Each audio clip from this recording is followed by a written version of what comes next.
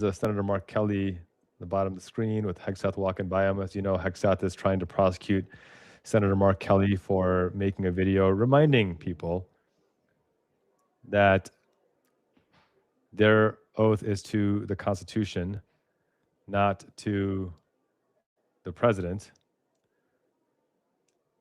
There's Al Green right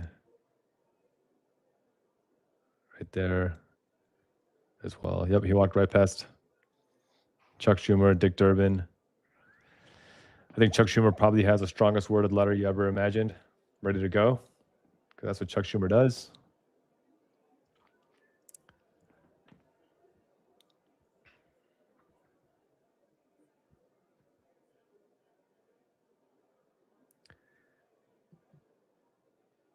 Then I guess Trump should be making his grand entrance in just a minute.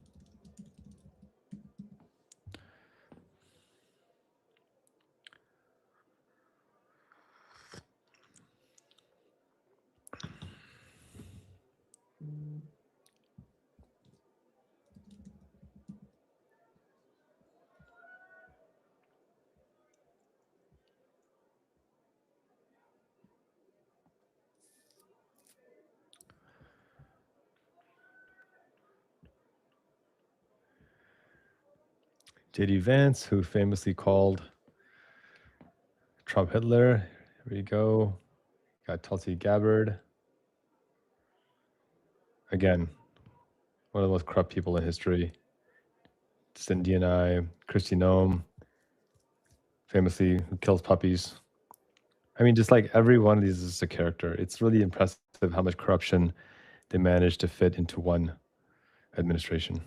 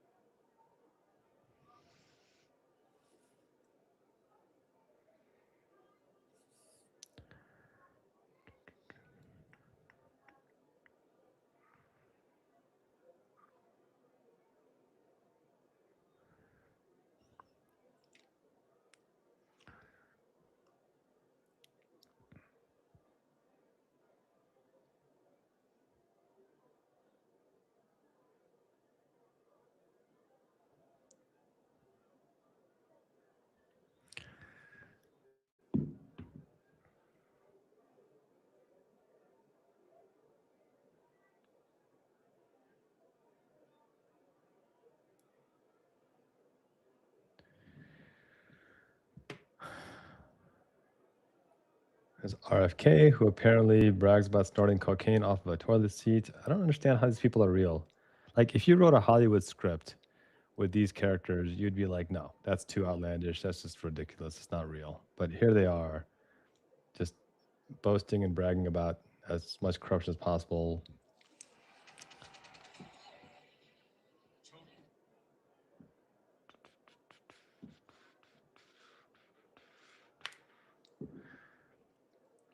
I really hope that we win back the House and we move towards impeachment of all these corrupt individuals.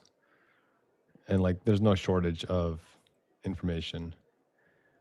This is where I just get so angry at Biden and Garland for not following through on what they knew was right. All this could have been avoided if they had simply just done what was right instead of followed some arbitrary set of rules that they made for themselves. But yeah, here we are.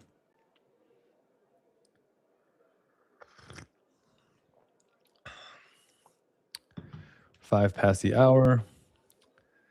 Trump clearly taking his sweet time.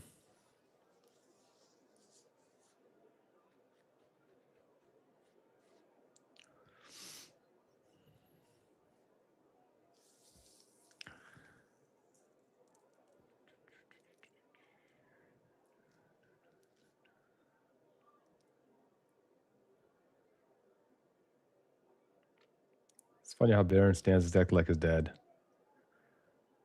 Like he doesn't know what to do with his arms. Like it's his first day ever having arms.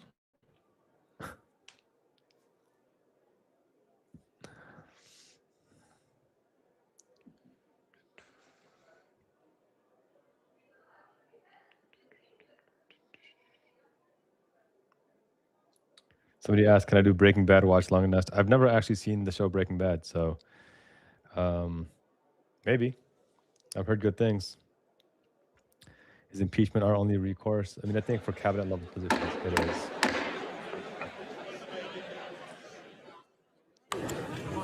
Mr. Speaker, the President of the United States. Sounds like 12 people cheering for Trump. Let's see, 8:06. Here we go. See how long it takes him to get to the podium. I predict this is going to be three basic things. One, blame the Democrats for everything going wrong. Blame immigrants for everything going wrong. Two, lie and claim that everything is going well, actually, and that there's no issues at hand. There's no economic crisis. There's no healthcare crisis. There's no threat of multiple wars. And then finally claim that our best days are ahead, and only if Democrats would get along. I mean, it's going to be deflect on every conceivable thing, and take credit for anything. And then, obviously, the lies. There are going to be more lies than we can handle. I'm going to try to fact check as many as I possibly can. I've got I've got my team working with me here to document some of this stuff as best as possible. If you haven't already subscribed to me on Substack, you can just go to my website, qasimrashid.com, and subscribe there. No paywall ever. I don't believe in paywalls for this kind of content, for human rights content, but your support is going to be critical for us to be able to continue to create this kind of content. There's that woman in red, like staring into his soul. Sheesh. Wow. Steve Scalise, the man who famously shot due to horrific gun violence and then voted against gun safety. Just wild. The Democrats with the release the files signs, that's going to show them. That's going to show them. That's going to definitely show them.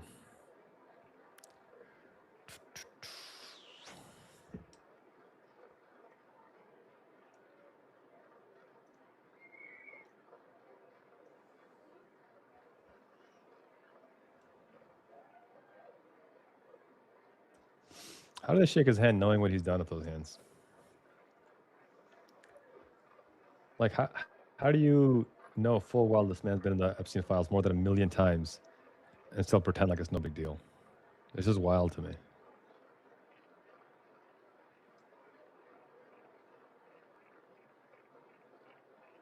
SCOTUS just says that he just torched, shaking his hand.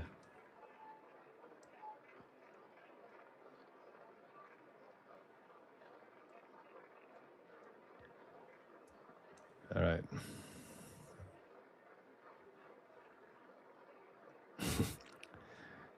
There's nothing quite like dark humor.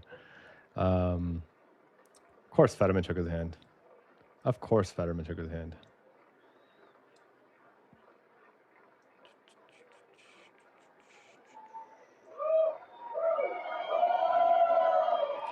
Are you going to stand there and aura farm for a few more minutes? Yeah, getting more bruises. Exactly right.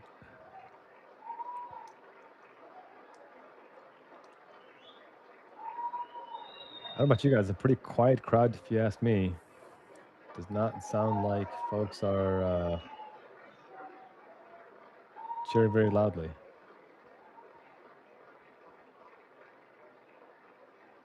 All right, here we go. Let's get started here. You would think as a coach and as a racer that I would know how to get the right shoe, but it took an injury. Now you guys know what my algorithm sends me. Shoe stuff. So I'm training for a marathon.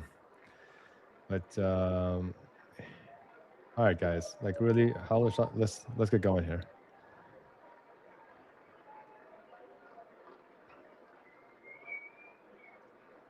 Democratic side looks empty. Her.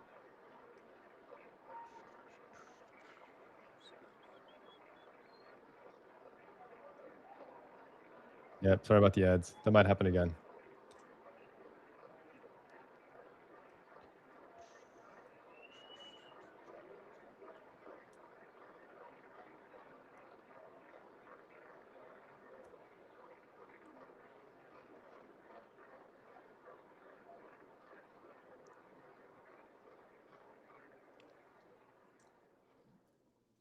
Members of Congress, I have the high privilege and distinct honor of presenting to you the President of the United States.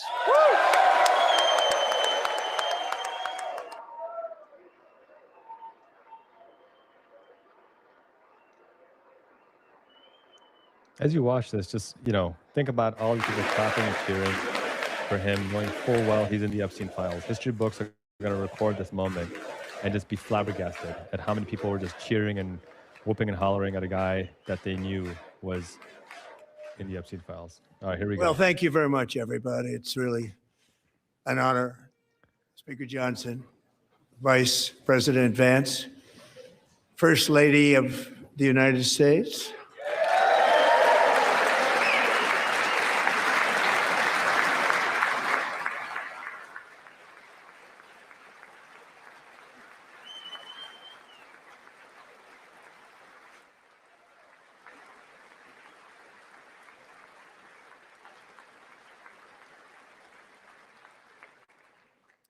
Second Lady of the United States.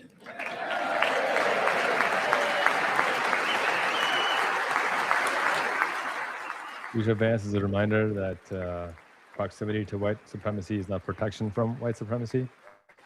Keep that in mind.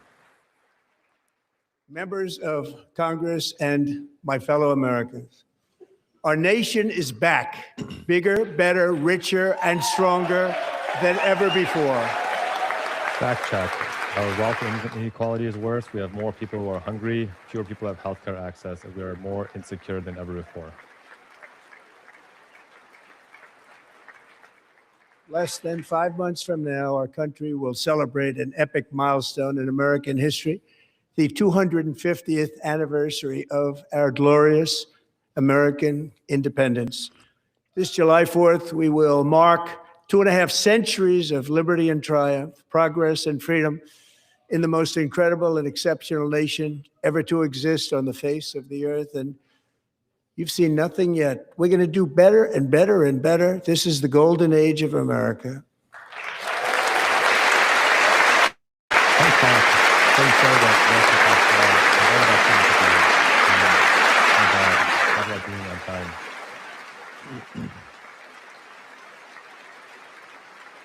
When I last spoke in this chamber 12 months ago, I had just inherited a nation in crisis with a stagnant economy, inflation at record levels, a wide open border, inflation was 3%, horrendous recruitment for military and police, rampant crime at home, and wars and chaos all over the world.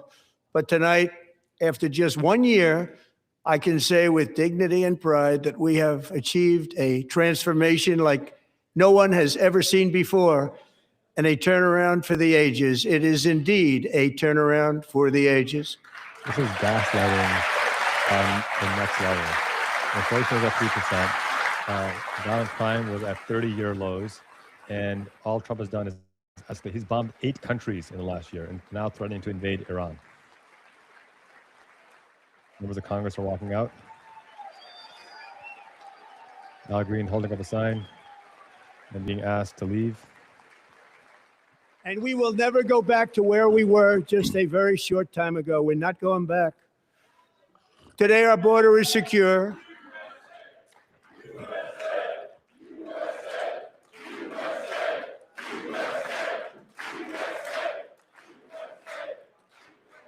Thank you. Today, our border is secure. Our spirit is restored. Inflation is plummeting. Incomes are rising fast. None of this is true. The roaring economy is roaring like never before. We've lost 70,000 and our enemies are scared. Our military and police are stacked, and America is respected again, perhaps like never before. America literally has the worst international civil ratings in the last, 50 years. And yeah, our military absolutely is stacked with $1 trillion budget that it does not need. After 4 years in which millions and millions of illegal aliens poured across our borders, totally unvetted and unchecked, we now have the strongest and most secure border in American history by far. This is what pisses me off about Democrats using Republican talking points. Biden deported more people than did Trump and banned asylum, thinking that he would get Republicans like him. And all of that was not only illegal, In the but making past worse. 9 months, 0 illegal aliens have been admitted to the United States. Reminder that no one is illegal on stolen land. And the lack of immigrants is devastating our farms and our rural economies. But we will always allow people to come in legally, people that will love our country and will work hard to maintain our country. This is also a lie. 97% of the people that ICE fascists have targeted in Chicago, for example, have no criminal record whatsoever. And Trump himself banned legal, documented immigrants from Afghanistan. The flow of deadly Haiti. fentanyl across our border is down by a record 56% in 1 year.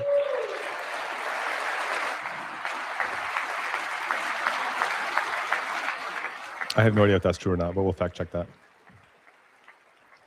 And last year, the murder rate saw its single largest decline in recorded history. This is the biggest decline, think of it, in recorded history, the lowest number in over 125 years, year 1900. In fact, substantially before my wonderful father, I had a wonderful father, Fred, before he was born, substantially before he was born. Crime was That's a already long time plummeting ago. before Trump came He into wouldn't office. like me to say that, He's but that's a done long literally time ago. nothing to The decrease Biden crime. administration and its allies in Congress gave us the worst inflation in the history of our country.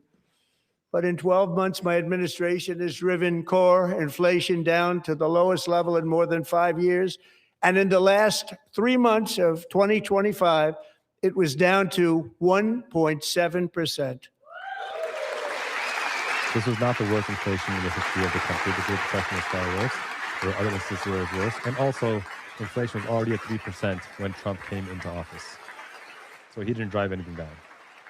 Gasoline, which reached a peak of over $6 a gallon in some states under my predecessor, it was quite honestly a disaster, is now below $2.30 a gallon in most states, and in some places, $1.99 a gallon. And when I visited the great state of Iowa just a few weeks ago, I even saw $1.85 a gallon for gasoline.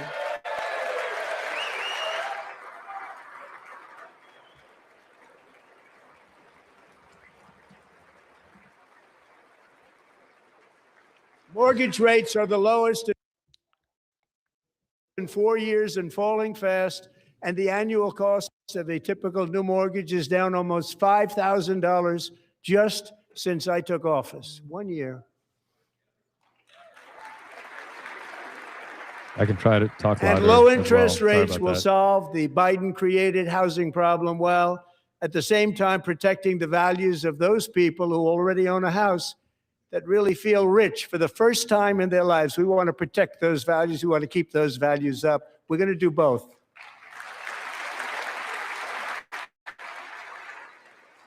And we are going to keep it that way.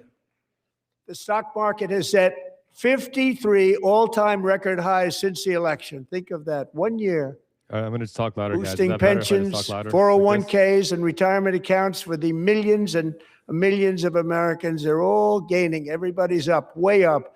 In 4 long years, the last administration got less than $1 trillion in new investment in the United States. And when I say less, substantially less. In 12 months, I secured commitments for more than $18 trillion pouring in from all over the globe. He keeps making the statement about $18 trillion, but there's zero evidence of it whatsoever. Like none. He's just making up a number. His team has been asked to provide evidence of it, and they can't provide Think of evidence it, whatsoever. much less than $1 trillion for 4 years versus much more than $18 trillion for 1 year. What a difference a president makes. A short time ago, we were a dead country. Now we are the hottest country anywhere in the world, the hottest. That's not even a fact. That's just a stupid claim. Like, there's nothing to validate, or this is just empty slogans that are for Fox News talking points. As thousands of new businesses are forming in factories, plants, and laboratories are being built, we have added 70,000 new construction jobs in just a very short period of time. It's getting bigger and bigger and stronger. Nobody can believe what they're watching. American oil production is up by more than 600,000 barrels a day, and we just received from our new friend and partner, Venezuela, more than 80 million barrels of oil. So not only have we not created 70,000 new construction jobs, we've lost 78,000 manufacturing jobs, and he's bragging about stealing oil from Venezuela. Insane. American natural gas production is at an all-time high because I kept my promise to drill, baby, drill. Good thing we're drilling during a climate crisis when we're literally destroying the entire world while we're at it. But okay, keep celebrating. More Americans are working today than at any time in the history of our country. Think about that. Any time in the history of our country, more working today. And 100% of all jobs created under my administration have been in the private sector. That doesn't mean anything. Our job creation is at historic lows right now. This is so well documented. He's literally just throwing out disinformation. We ended DEI in America.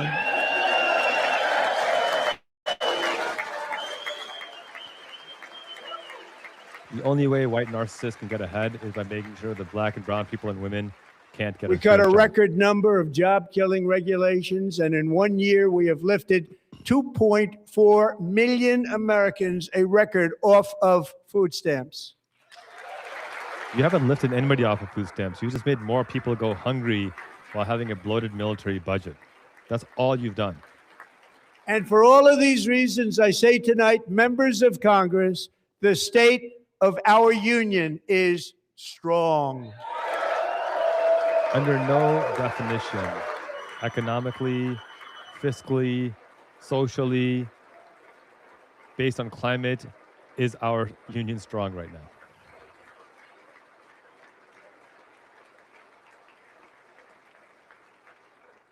Our country is winning again. In fact, we're winning so much that we really don't know what to do about it.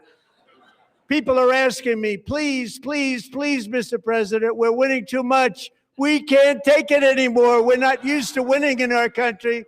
Until you came along, we're just always losing, but now we're winning too much. And I say, no, no, no, you're going to win again. You're going to win big. You're going to win bigger than ever. And to prove that point, here with us tonight is a group of winners who just made the entire nation proud. The men's gold medal Olympic hockey team. Come on in.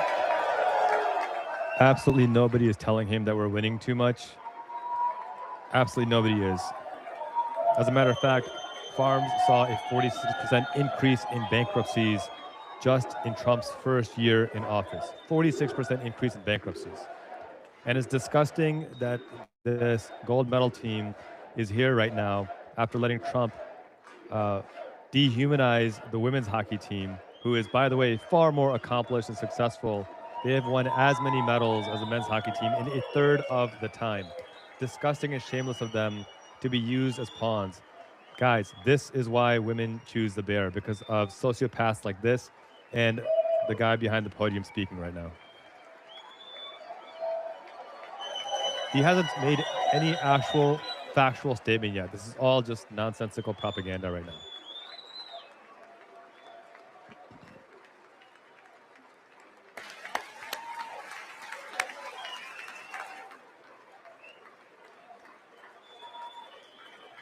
Go ahead.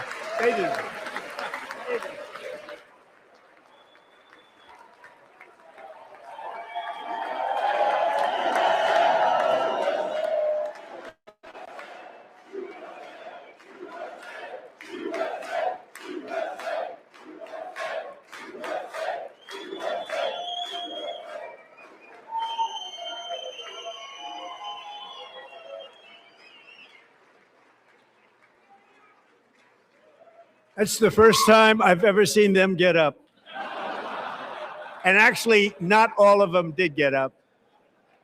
But they beat a fantastic Canadian team in overtime, as everybody saw, as did the American women who will soon be coming to the White House.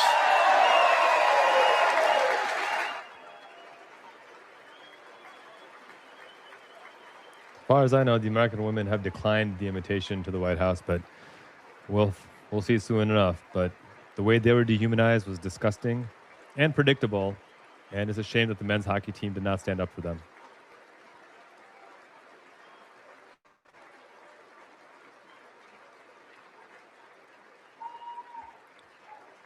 People are starving, and we're sitting here aura farming over a hockey team. They were in the Oval Office before, and I just want to say a second very big congratulations to Team USA. But I have to say that, and I told them this, and we took a vote of the team. I said, anybody votes no, I'm not doing it.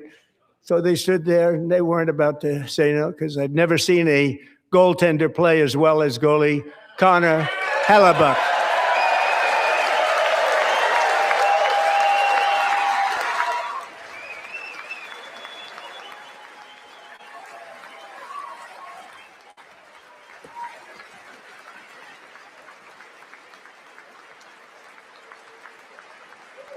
Yeah, I'm looking up right now. Women's hockey team declined the Trump invite to the State of the Union.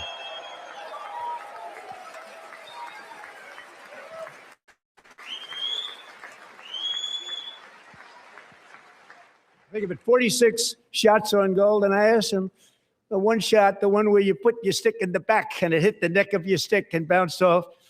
You practice that, or was that a little lucky? He refused to answer that question.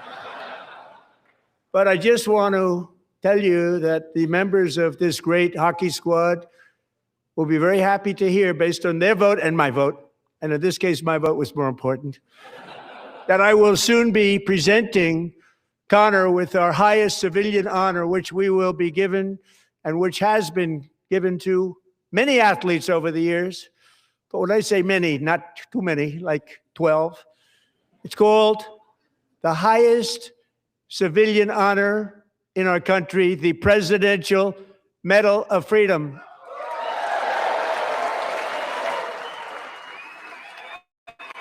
I mean, good for him, but I'm just fascinated that while people are literally not able to make ends meet, 60% of Americans can't make ends meet. This is what we're spending the State of the Union on.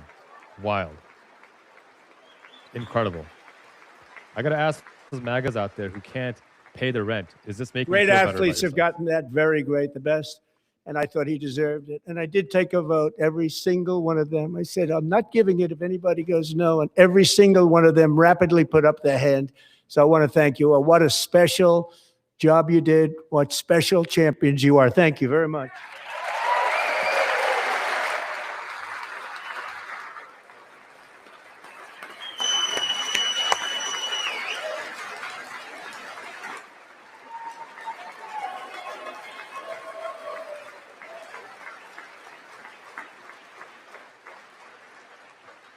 I'm also pleased to say that the next time the Olympic torch is lit, it will be here in America for the 2028 Olympics, and it's the summer version right in Los Angeles. We're going to do a good job in Los Angeles.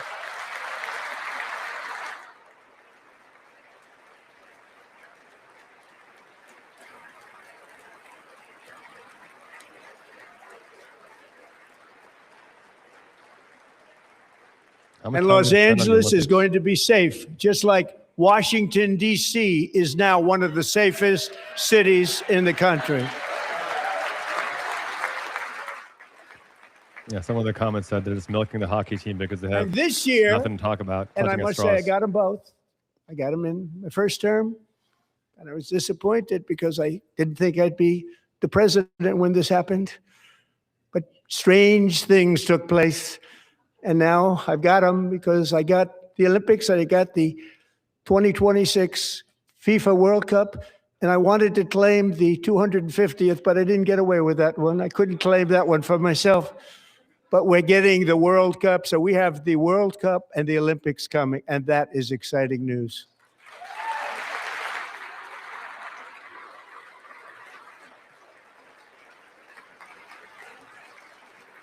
So this will be a year to celebrate our country and the heroes who have kept it free. Men like Buddy Taggart. At age 17, Buddy volunteered to defend America in World War II, serving in the Pacific under the great General Douglas MacArthur. He fought bravely in the famous Battle of Manila, worked so hard. He was badly wounded and almost killed by enemy machine guns in Luzon. And 81 years ago this month, he liberated the largest internment camp in the Philippines, one of the largest anywhere in the world. But he earned many honors, including a Purple Heart and a Bronze Star, came home, started a family, and tonight he is in the gallery looking forward to July 4th, 2026, his 100th birthday.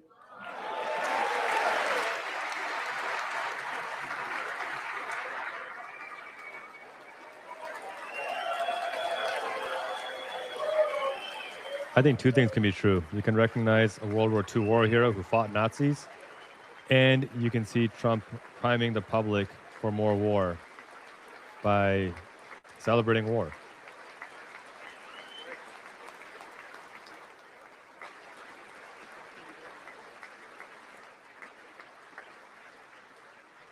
So, Buddy, you're a brave man, and we salute you. Even in times of challenge, setback, and immense heartache, the spirit of 1776 has always shone through very brightly. It was July 4th of last year when floodwaters tore through a girls' summer camp in Central Texas. One of the worst things I've ever seen. I was there, rising 26 feet in the matter of minutes, tragically claiming many, many lives. You all remember that one? As the waters threatened to sweep her away, 11-year-old Millie Kate McClelland closed her eyes and prayed to God. She thought she was going to die. Those prayers were answered when Coast Guard rescue swimmer Scott Ruskin descended from a helicopter above. Nobody knew where he came from.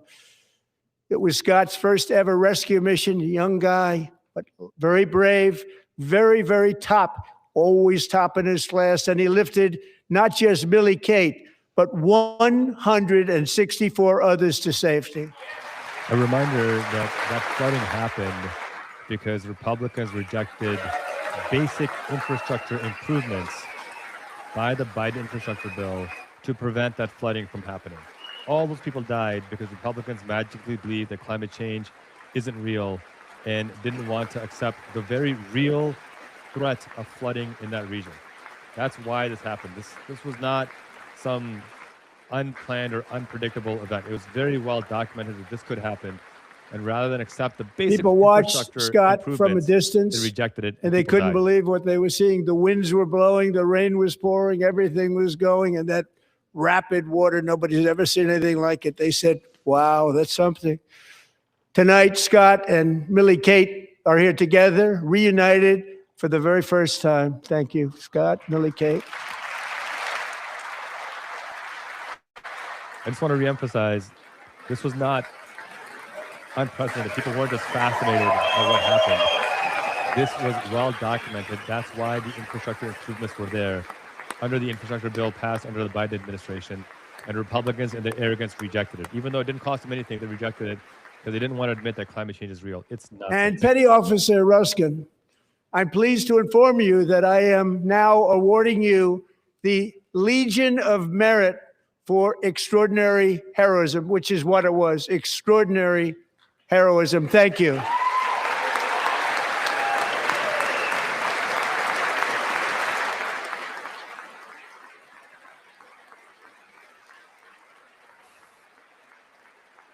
And I'd like to have the military aide to please come down and take care of the service. Military aide, thank you very much. Take care of that very important service. Thank you very much. From 1776 to today, every generation of Americans has stepped forward to defend life, liberty, and the pursuit of happiness. And they're really doing it for the next generation. But now it's our turn. Together, we're building a nation where every child has the chance to reach higher and go further, where government answers to the people, not the powerful, and where the interests of hardworking American citizens are always our first and ultimate concern. That is the debt we owe to the heroes who came before us, and that is the promise we must keep to America for our 250th year. Last year, I urged this Congress to begin the mission by passing the largest tax cuts in American history, and our Republican majorities delivered so beautifully. Thank you, Republicans. That tax cut went to the wealthy, and the wealthiest corporations are paying an effective 4.9% tax rate on $51 billion saved. All Democrats, every single one of them, voted against these really important and very necessary massive tax cuts.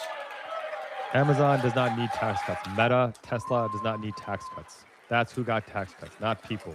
They wanted large-scale tax increases to hurt the people instead. But we held strong, and with the great, big, beautiful bill, we gave you no tax on tips, no tax on overtime, and no tax on Social Security for our great seniors. No tax on a poverty wage doesn't solve a damn thing. Raise the living wage. That's what you will not do. Make billionaires pay their fair share. That's what you will not do. You want us to be happy with. And we also made interest on auto loans tax deductible the first time, but only if the car is made in America. Well, you've killed manufacturing in America, lost 78,000 manufacturing jobs in this country, so you kind of offset yourself there, buddy. Recently in Pennsylvania, I met Megan Hemhauser, a devoted mom who's homeschools her children, beautiful, 2 children, during the day while waiting tables at night as her husband works overtime operating very heavy equipment. Megan is here this evening, and she's happy to tell you that she is so much richer because with no tax on tips, no tax on overtime, and our expanded child tax credit done again by Republicans, Megan and her husband will take home more than $5,000 extra just for the year, cutting her tax bill in more than half. Why do working people have a tax bill in the first place? Moreover, notice him. Megan, please stand up. We're fighting for you, Megan. Further trying to gut public education. That's the goal here. Thank you, Megan. Thank you, Megan. We're fighting for you, Megan. Under our bill, parents like Megan can also activate their children's brand new Trump accounts. And I didn't name it. I didn't. Yeah, I'm sure you didn't name it a Trump account. I did not name that.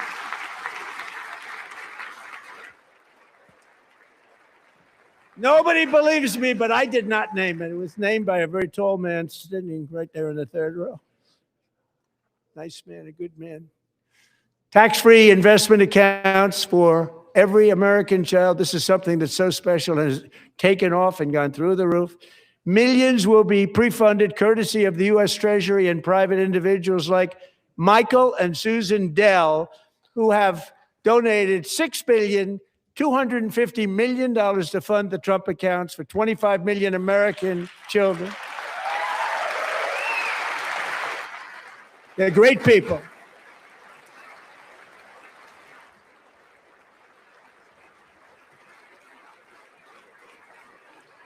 That's $240 per person, just so you know. And $6 billion from Michael Dell is a fraction I asked Michael of what Dell, he how would do you have make paid all if that he just money? paid He his said, taxes in full. well, I just sat on my dorm in school and I made computers and I'd sell them to people.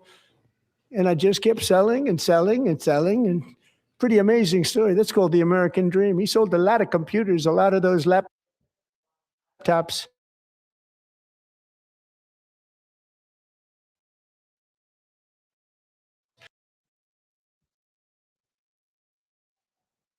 Kim and Susan, as well as others like Brad Gerstner, a very tremendous guy. He was behind it right from the beginning. Brad Gerstner. Thank you, Brad.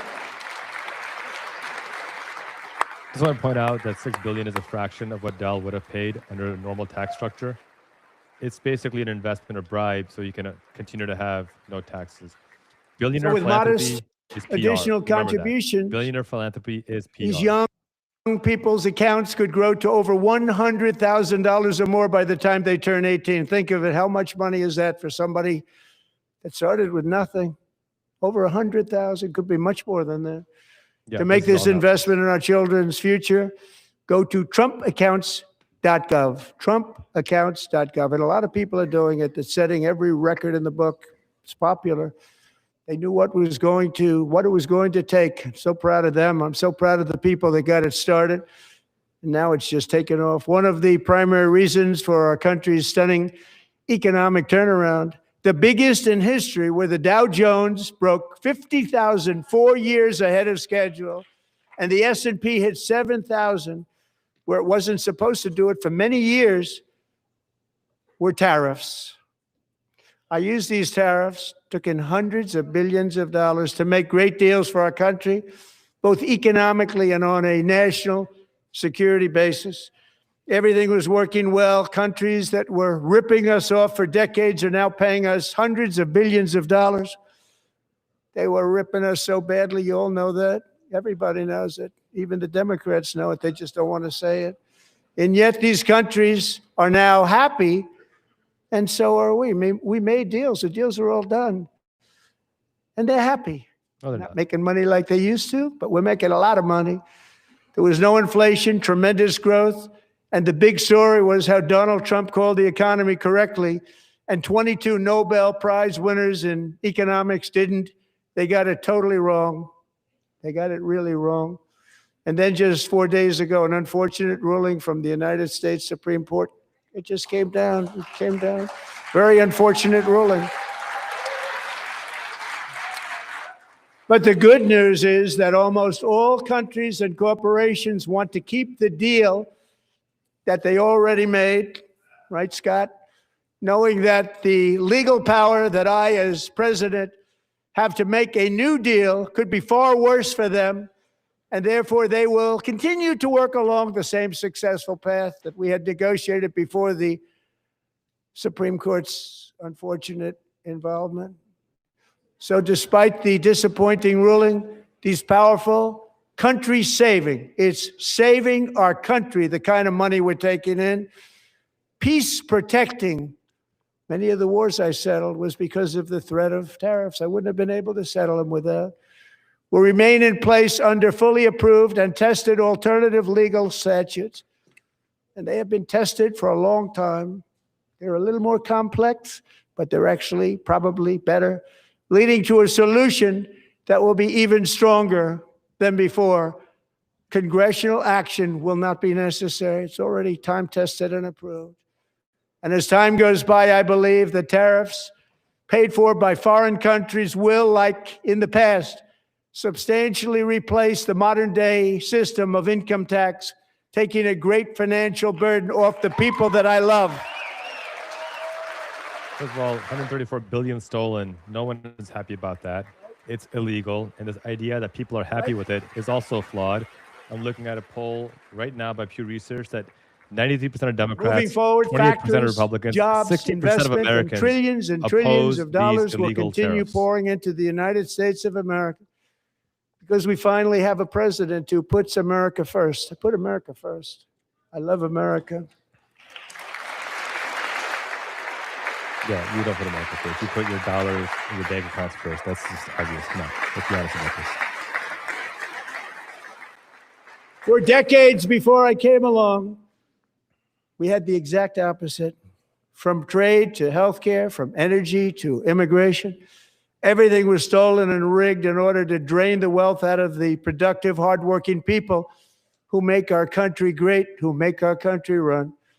Under Biden and his corrupt partners in Congress and beyond, it reached a breaking point with the Green New scam, open borders for everyone. They poured in by the millions and millions from nonsensical prisons, propaganda points. from There's no mental evidence behind any of this institutions. stuff. They were murderers, 11,888 murders. They came into our country. You allowed that to happen. And record-setting inflation that cost the typical family $34,000 in just a speck of time. Now, the same people in this chamber who voted for those disasters suddenly use the word affordability, a word, they just used it. Somebody gave it to them, knowing full well that they caused and created the increased prices that all of our citizens had to endure. You caused that problem. You caused that problem. Inflation in the United States was lower than every developed country in the world, and it came down faster than every developed country in the world. And it was caused by COVID. This is so well documented that I don't understand why they knew their statements were a lie. They knew it. They knew their statements were a dirty, rotten lie. Their policies created the high prices. Our policies are rapidly ending them. We are doing really well. Those prices are plummeting downward. Groceries are actually just as high as they were during the pandemic. I'm going to post my rebuttal and provide the receipts in detail. The Department of Labor the price of eggs groceries have not come down at all. Is down 60%, Madam Secretary. Thank you.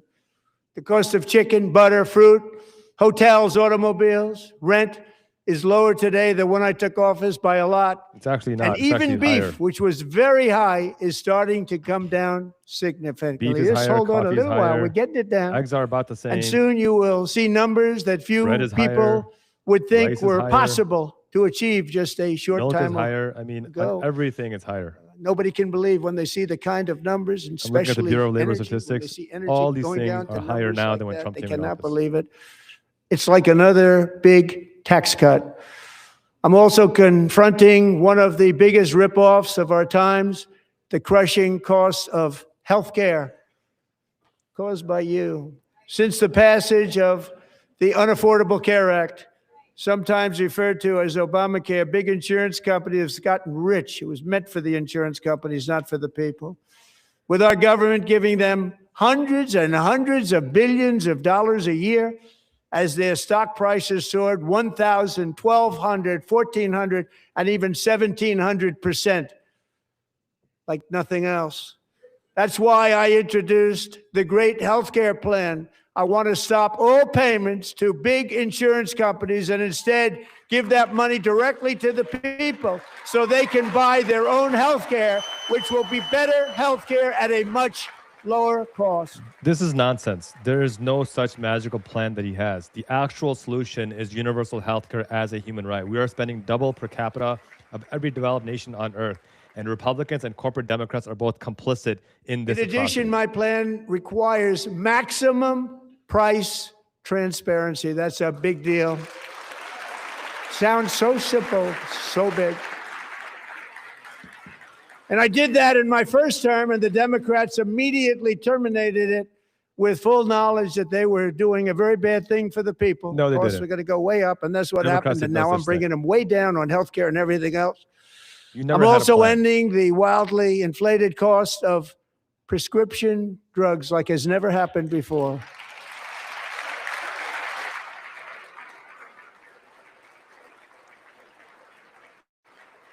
A reminder that big pharma and big health wanted Other Trump to win presidents tried to do and have it, made record but profits they never under Trump. could. They tried.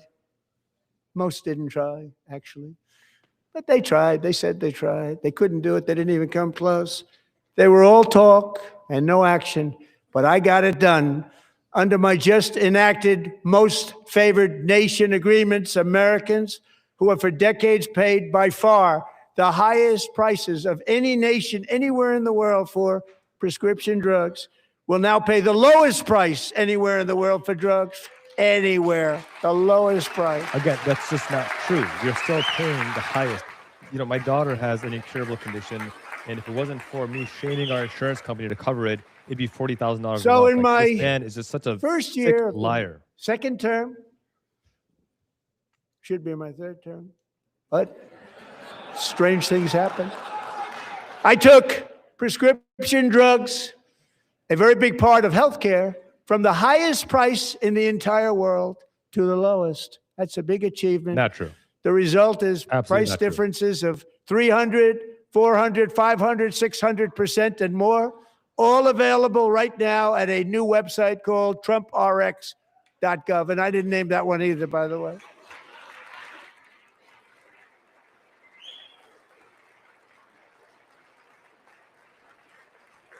And here tonight is the very first customer ever to get that big discount, and it is big, Catherine Rayner. For 5 years, she and her husband have struggled with infertility, and they turned to IVF. One drug has been costing Catherine $4,000 to purchase. But a few weeks ago, she logged onto the Trump RX website and got that same drug that cost $4,000, got it for under $500, a reduction of much more, actually, than $3,500. Catherine, we are all praying for you, and you're going to be a great mom. The fact that IVF is not guaranteed healthcare coverage is insane in this country. Infertility is not a choice, and the fact that people are having to pay tens of thousands of dollars for infertility treatment is an absolute atrocity.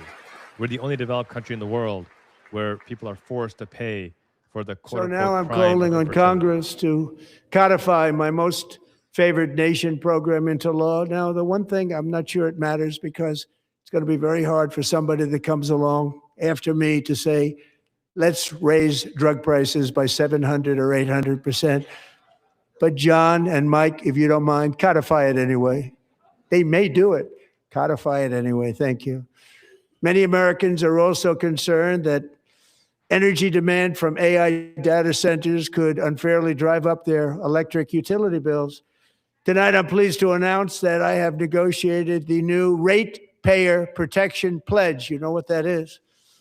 We're telling the major tech companies that they have the obligation to provide for their own power needs. They can build their own power plants as part of their factory so that no one's prices will go up. And in many cases, prices of electricity will go down for the community, and very substantially down. This is a unique strategy never used in this country before. We have an old grid. It could never handle the kind of numbers, the amount of electricity that's needed. So I'm telling them they can build their own plant. They're going to produce their own electricity. It will ensure the company's ability to get electricity while at the same time lowering prices of electricity for you, and could be very substantial for all of you cities and towns. You're going to see some good things happen over the next number of years.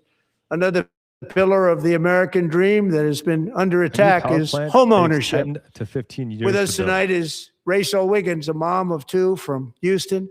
She placed bids on 20 homes and lost all of those bids to gigantic investment firms that bypassed inspection, paid all cash, and turned those houses into rentals, stealing away her American dream. She was devastated. Stories like this are why last month I signed executive order to ban large Wall Street investment firms from buying up in the thousands single-family homes. That doesn't mean anything. An executive order is not enough. You need actual legislation. That doesn't solve anything. It doesn't prevent them from doing this at all.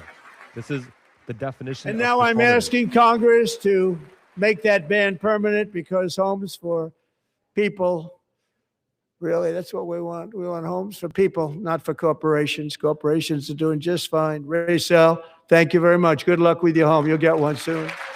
We'll get one soon. Jeez. Absurd. 60% of Americans can't make ends meet. We're also working to make it easier for Americans to save for retirement. And under this administration, we will always protect Social Security and Medicare. They are not protecting it for our seniors. We will always protect Social Security, Medicare, Medicaid. None of this is true. They've gutted it by $1 trillion in this last budget. Like, Since the I took brazen line office, is beyond the the pale. typical 401k balance is up by at least $30,000. That's a lot of money. We have millions and millions of people, because the stock market has done so well, setting all those records. Your 401ks are way up. Yet half of all of working Americans still do not have access to a retirement plan with matching contributions from an employer. To remedy this gross disparity, I'm announcing that next year my administration will give these often forgotten American workers, great people, the people that built our country, access to the same type of retirement plan offered to every federal worker. We will match your contribution with up to $1,000 each year. As we ensure that all Americans can profit from a rising stock market, let's also ensure that members of Congress cannot corruptly profit from using insider information. You know, less than half of Americans have an actual 401k. This does not solve the problem of a lack of a living wage. We're an hour into this, and this guy hasn't provided one actual solution to anything. By the way, that street vendor standing in the middle celebrating Trump, he's being primaried by Donovan They McKinney stood of up Detroit. for Make sure that. you I can't support Donovan believe it. McKinney. I can't believe it.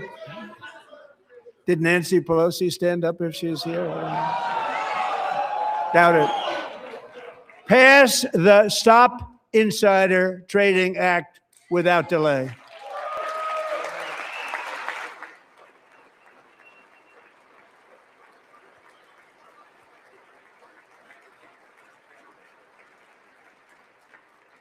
I wasn't sure if anybody even on this side was going to applaud for that. I'm very impressed. Thank you. I'm very impressed. Trump admitting that Republicans are But so when it corrupt comes to that they the won't pass corruption that Stop is Insider plundering, Trading really, Act. Fantastic. it's plundering America. There's been no more stunning example than Minnesota, where members of the Somali community have pillaged an estimated $19 billion from the American taxpayer. Oh, we have all the information. Wow. And in actuality, the number is much higher than that. More than 19 And billion. California, Massachusetts, Maine, and many other states are even worse. This is the kind of corruption that shreds the fabric of a nation, and we are working on it like you wouldn't believe. So tonight, although started 4 months ago, I am officially announcing the war on fraud to be led by our great Vice President, J.D. Vance. The war on fraud. This is a guy who has pardoned literally dozens of white male billionaire fraudsters to the tune of tens of billions of dollars. It's insane that he's going to call a war on fraud when he keeps pardoning people who've been convicted of federal fraud numerous times. He'll get it done. Find enough of that fraud. We will actually have a balanced budget overnight. It'll go very quickly. That's the kind of money you're talking about. We'll balance our budget. The Somali pirates who ransacked Minnesota remind us that there are large parts of the world and lawlessness are the norm, not the exception. Importing these cultures through unrestricted immigration and open borders brings us problems right here to the USA. And it is the American people who pay the price in higher medical bills, car insurance rates, rent, taxes, and perhaps most importantly, crime.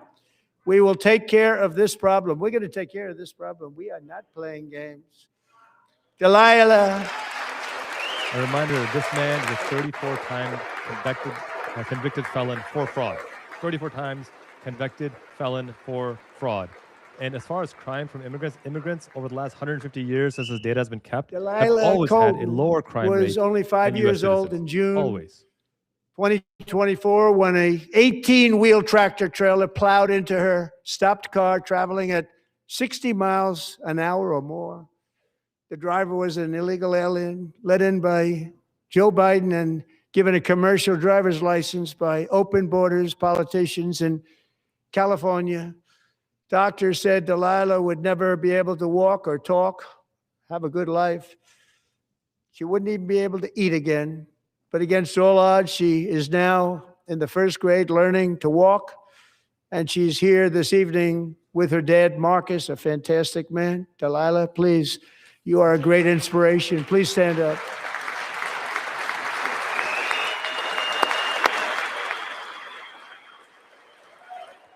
I really cannot express how much I despise politicians using children as political pawns. He did this last time with the black child who was a cancer survivor while cutting funding for child cancer treatment. I have no doubt that he's cutting some kind of funding for the treatment that this child needs as well. It's just disgusting to use children as pawns. as political pawns. My God, just no shame Thank you, whatsoever. Delilah. Many, if not most, illegal aliens do not speak English and cannot read even the most basic road signs as to direction, speed, danger, or location. That's why tonight I'm calling on Congress to pass what we will call the Delilah Law, barring any state from granting commercial driver's licenses to illegal aliens. You notice how Republicans love to talk about states' rights when taking rights away from people? But when states want to grant people basic human dignity, then suddenly states' rights goes out the window? And It's such yesterday, hypocrisy. as you probably saw at the White House, I hosted a ceremony with Americans who lost their treasured loved ones to the scourge of illegal immigration. People came into our country, how we allowed this to happen with our open borders. These are the angel moms and families that for decades our government betrayed and our media totally ignored. It was terrible. Hard to believe, actually. In 2023, a 16-year-old high school cheerleader named Elizabeth Medina was supposed to perform in her town's Christmas parade, but she never arrived. Her mother, Jacqueline, went home to look for her, and she found her lying dead in a bathtub, bleeding profusely after being stabbed 25 times. Elizabeth's killer was a previously arrested illegal alien who had broken in and brutally extinguished the brightest light in her family's life, violently and viciously. Her heartbroken mother is in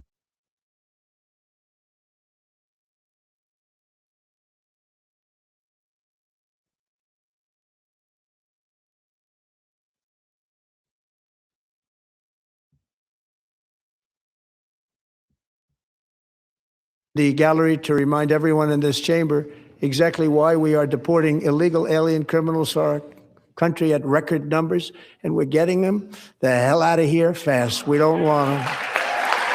Again, undocumented. No one is defending immigrants who commit crimes.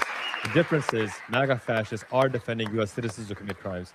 As a reminder that here in Chicago, for example, 97% of the people that they've arrested have no criminal record whatsoever, and they're denying due process of law to all of them. This should horrify every single person out there. Thank you very much, Jacqueline. Thank you. We can never forget that many in this room not only allowed the border invasion to happen before I got involved, but indeed they would do it all over again if they ever had the chance. If they ever got elected, they would open up those borders to some of the worst criminals anywhere in the world. The only thing standing between Americans and a wide open border right now is President Donald J. Trump and our great Republican patriots in Congress. Thank you. Thank you.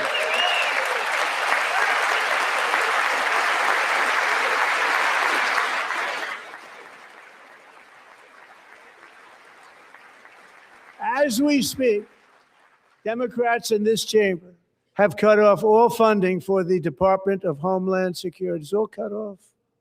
It's all cut off. They have instituted another Democrat shutdown, the first one costing us 2 points on GDP. 2 points we lost on GDP, which probably made them quite happy, actually. Now they have closed the agency responsible for protecting Americans from terrorists and murderers. Tonight, I'm demanding the full and immediate restoration of all funding for the border security, homeland security of the United States, and also for helping people clean up their snow. We have no money because of the Democrats, and it would be nice.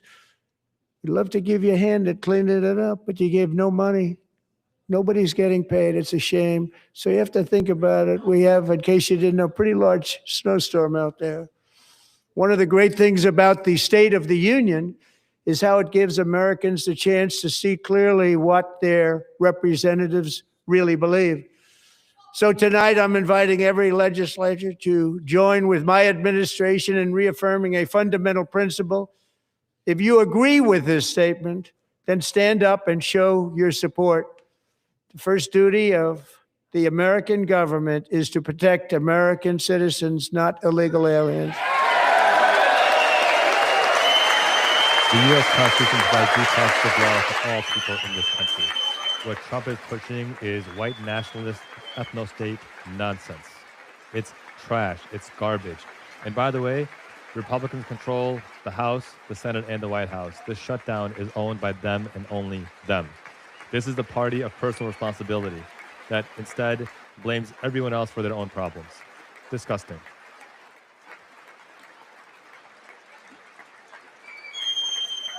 All performative. Absolutely performative. No talk of gun violence killing 40,000 Americans a year. No talk of the fact that gun violence is almost exclusively a phenomenon of U.S. citizens. No talk of the fact that red states have a 40% higher murder rate than do blue states. No, none of that. Let's scapegoat immigrants because they're an easy target, even though the Constitution affords them and guarantees them due process of law. There's zero substance to any of this.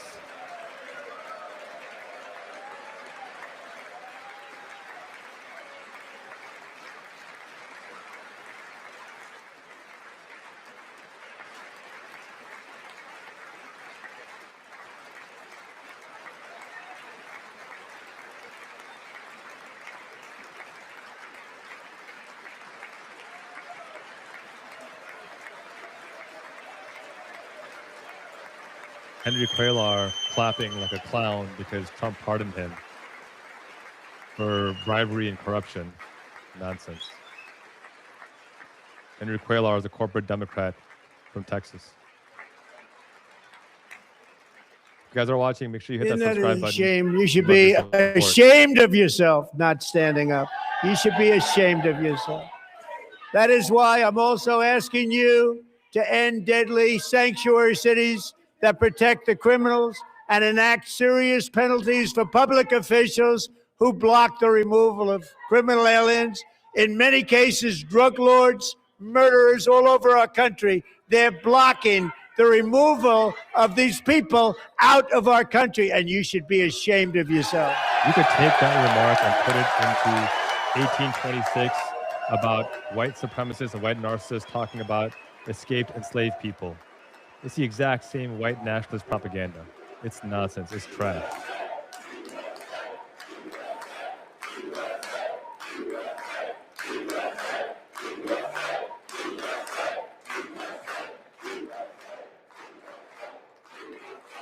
And perhaps most importantly, I'm asking you to approve the Save America Act. The so-called Save America Act is actually a bill that will devastate voting rights. It's the Voter Rejection Act. It will ensure that women are suffocated from the right to vote. Sacred American elections, that cheating is rampant in our elections. It's rampant. It's very simple. All voters must show voter ID.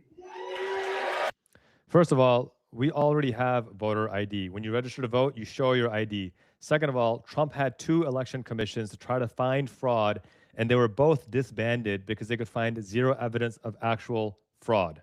Voters must show proof of citizenship in order to vote.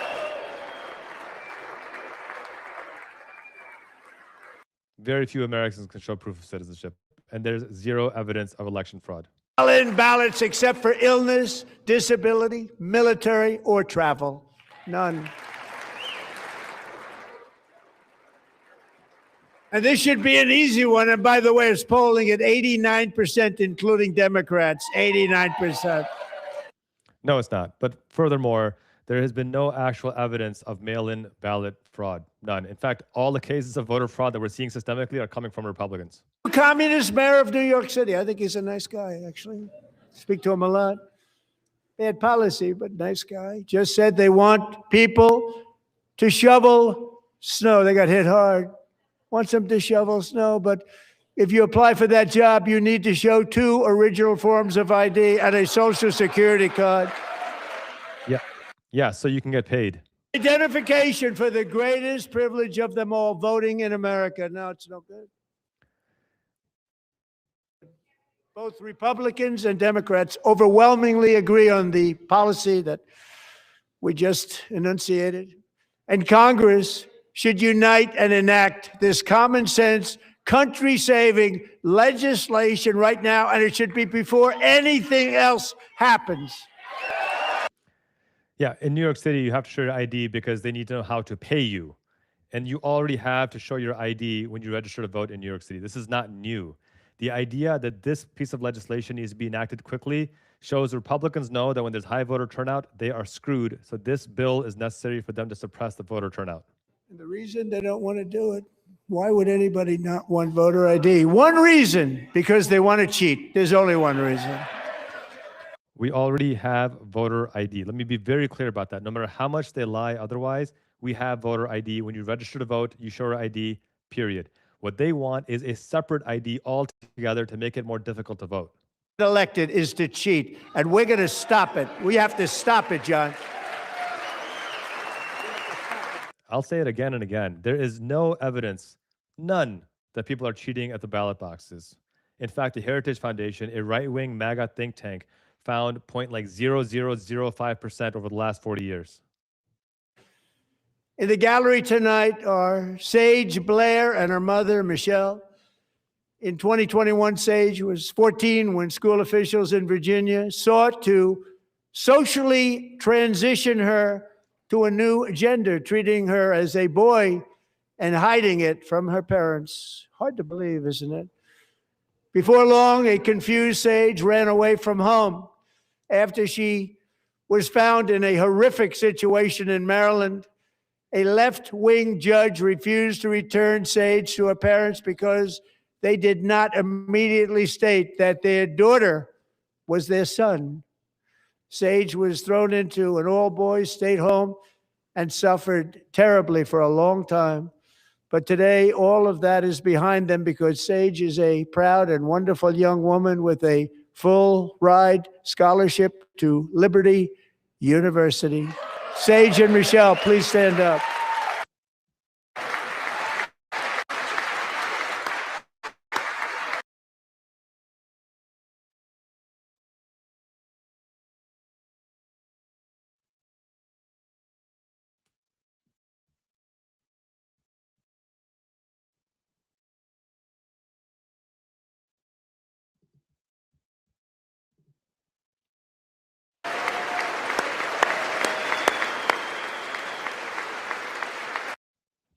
I'm not familiar with the Sage Blair story, but I will absolutely be fact-checking this because I don't believe a word of what Trump is saying. I will say it is unsurprising to me that he is demonizing the trans community because, again, when in doubt, when your policies are failing, you demonize marginalized communities. Who can believe that we're even speaking about things like this? 15 years ago, if somebody was up here and said that, they'd say, what's wrong with him? But now we have to say it because it's going on all over numerous states without even telling the parents. But surely we can all agree no state can be allowed to rip children from their parents' arms and transition them to a new gender against the parents' will. Who would believe that we're even talking about this? We must ban it, and we must ban it immediately. Again, this is just red meat for the MAGA base. There's no truth or evidence behind this, but it's just used to demonize and divide. Look, nobody stands up. These people are crazy. I'm telling you, they're crazy.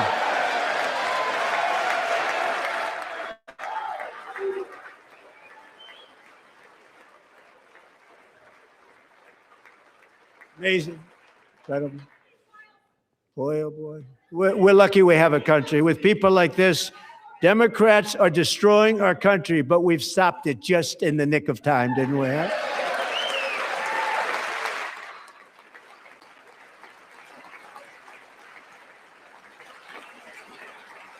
These are the culture wars that these MAGA fascists want us to fight. Don't fall for it. About protecting America's youth and our wonderful First Lady, now a movie star. She's a movie star. Can you believe it? Who would have believed that? Over the past year, she has had an incredible impact championing AI legislation, advancing a landmark executive order on foster care, and helping secure $30 million to launch the Melania Trump Foster Youth to Independence Initiative. It's a tremendous, really a tremendous thing that happened and had a lot of bipartisan support. She gets much better bipartisan support than I do. I get none. She gets a lot. Someday you're going to have to tell me how you did that.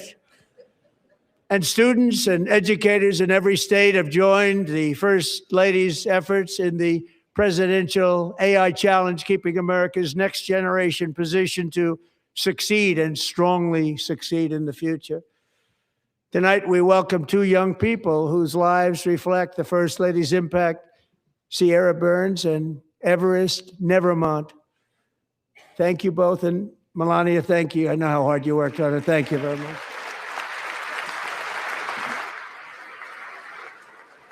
A reminder that so-called movie was $40 million from Amazon, for which they got about a $20 billion tax cut. An insane ROI. It was a bribe. It also scored like a 1 on IMDb and like a 6% on Rotten Tomatoes. It is one of the worst rated films of all time. It's propaganda fluff. I'm very proud to say that during my time in office, both the first 4 years and in particular this last year, there has been a tremendous renewal in religion, faith, Christianity, and belief in God. Tremendous renewal. This is actually not true. There's been a spike in Christian nationalism, but a growing number of people who are non-believers. In fact, Islam is the fastest growing religion in the country, and that panics these MAGA fascists. It's especially true among young people, and a big part of that had to do with my great friend, Charlie Kirk, a great guy, great man.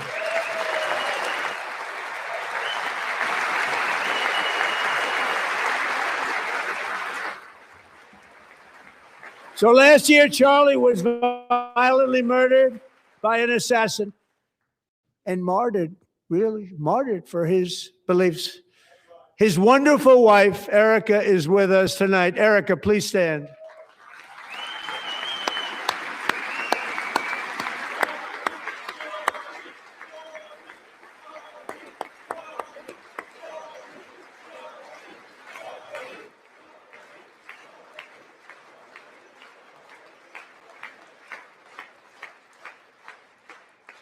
Thank you, Erica. Been through a lot. In Charlie's memory, we must all come together to reaffirm that America is one nation under God, and we must totally reject political violence of any kind. A reminder that a study by ABC found that Donald Trump has ignited more political violence than the past 4 presidents combined. In fact, out of the 56 acts of political violence ignited by the last 5 presidents, Donald Trump incited all 56 of them. Back at levels that nobody actually thought possible. It's really a beautiful thing to see. Above all, unleashing America's promise requires keeping our communities safe. We have made incredible strides, yet dangerous repeat offenders continue to be released by pro-crime Democrat politicians again and again. We are honored to be joined tonight by a woman who's been through hell, Anya Zuretska. In 2022, she and her beautiful daughter, so beautiful, what a beautiful young woman, Irina, fled war-torn Ukraine to live with relatives near Charlotte, North Carolina. And by the way, what's going on with Charlotte? Last summer, 23-year-old Irina was riding home on the train when a deranged monster who had been arrested over a dozen times and was released through no cash bail, stood up and viciously slashed a knife through her neck and body. No one will ever forget. There were people on that train. No one will ever forget the expression of terror on Irina's face as she looked up at her attacker in the last seconds of her life. She died instantly. She had escaped a brutal war only to be slain by a hardened criminal, set free to kill in America, came in through open borders. Mrs. Zuretska, tonight I promise you we will ensure justice for your magnificent daughter, Irina.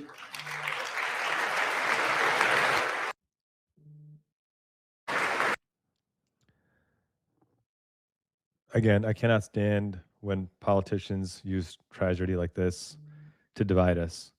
It's absurd. It does not make any of us safer. It does not make any of us better. It creates more disinformation and more hate. And if this person actually cared about safety, he would be investing in communities, not policing them and demonizing them with impunity. Legislation to ensure that violent and dangerous repeat offenders are put behind bars, and importantly, that they stay there.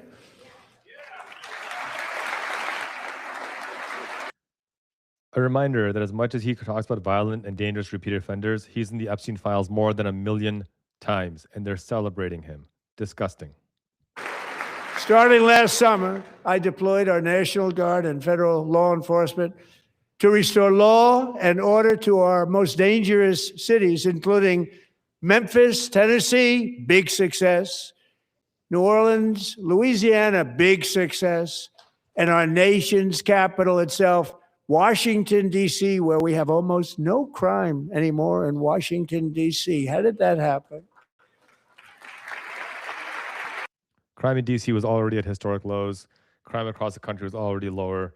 Trump is trying to take credit for something that he didn't actually do. He can't point to an actual policy he enacted that lowered crime. Just remember that. The lowest level ever recorded, and murders in D.C. this January were down close to 100% from a year ago.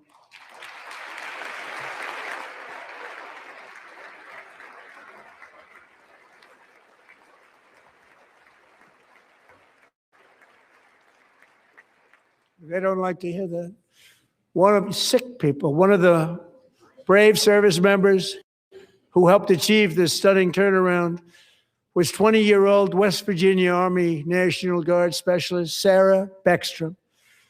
After a 4-month deployment, she voluntarily extended her service, and her rank was going to be lifted. Just real quickly, I'm looking at crime rates for DC from 2024 to 2025, and they dropped about 10%. Not 100%, about 10%. And Trump can't point to a single policy he enacted that caused that drop whatsoever.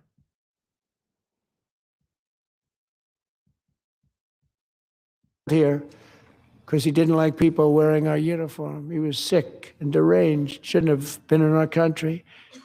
Sarah Beckstrom died in order to defend our capital, and we are honored to be joined by her wonderful parents, Gary and Evalie. Your daughter was a true American patriot, and she will be greatly missed. She was a great person. I saw reports on her. They've never seen anything like it.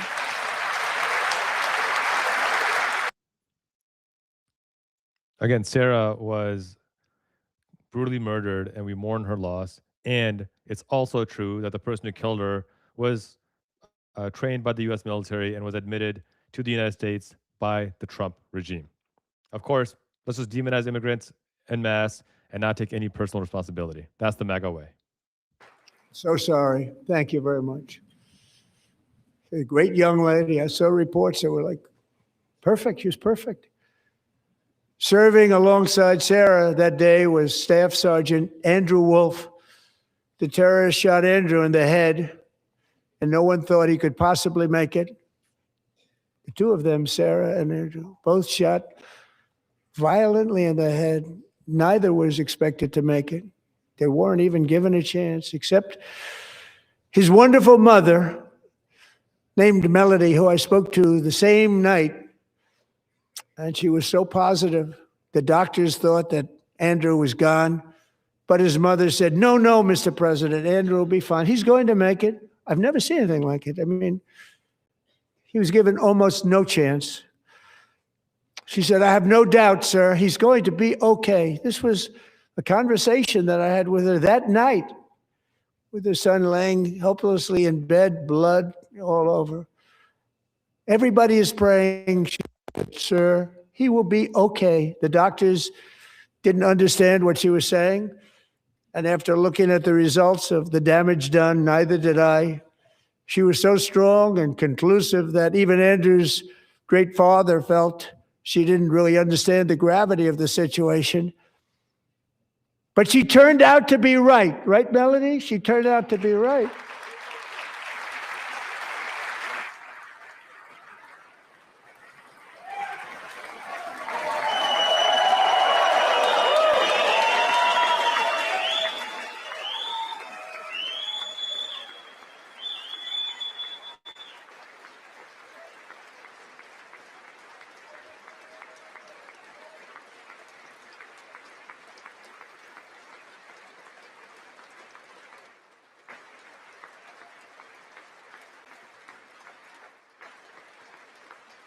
Again, I'm glad he's doing better. I genuinely am. I don't understand how this helps make us safer by any stretch. I said, where does this woman come from? She's the most positive person I've ever met.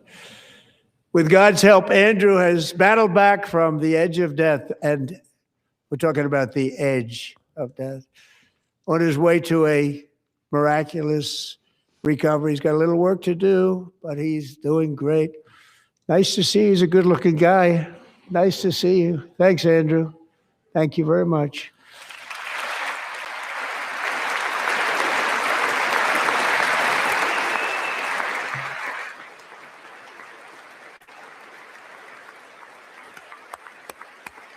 Ninety percent of the State of the Union has been just pointing out individual examples, and those anecdotes are being made out to be data, which, again, that's not how it works. I'm going to ask a highly respected General James Seward to present Staff Sergeant Andrew Wolf and the great family of Sarah Beckstrom with the award created by our late great President George Washington himself. It's called the Purple Heart.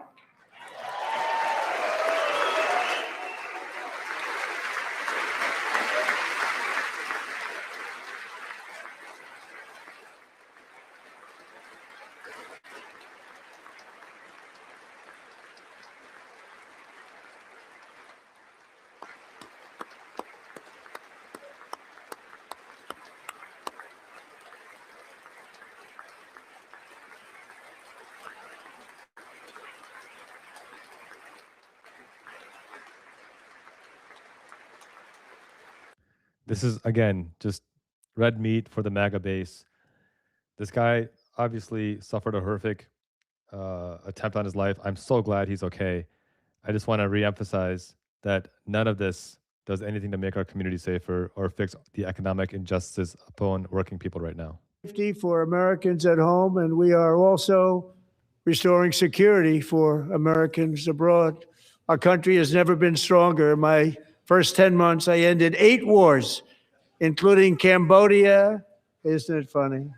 He did not end 8 wars. He bombed 8 countries, ended 0 wars. Thailand, Pakistan, and India would have been a nuclear war. 35 million people said the Prime Minister of Pakistan would have died if it were not for my involvement. Kosovo and Serbia, Israel and Iran, Egypt and Ethiopia, Armenia and Azerbaijan, the Congo and Rwanda, and of course the war in Gaza, which proceeds at a very low level. It's just about there. And I want to thank Steve Witkoff and Jared Kushner for your help. Thank you, Steve. Thank you, Jared. The genocide in Gaza is still ongoing. The wars in those other countries and the tensions are either ongoing or the ones that ended had nothing to do with Trump whatsoever. None at all. This is a petty, vindictive, lying man. And just to reemphasize, the genocide in Gaza is ongoing, and Witkoff and Kushner are making their billions to build off the graves of genocide victims. Marco Rubio. Thank you, Marco. Again, Rubio, the guy who called Trump a con man who should never be trusted, and that future generations will have to ask, or future conservatives will have to answer for why they trusted a con man. Look at Rubio. The look on his face is just soulless. He knows he's a fraud. He knows it. People are like you. You know, Marco got 100% of the votes when he was in confirmation. I think our next one was about 54%. And some of the Democrats are now saying, I can't believe we approved that guy. And he said it's an honor that they feel that way. Truly a shame that there was unanimous voting approval for Rubio. Truly a shame, a disgusting shame, and failure by the Democratic Party.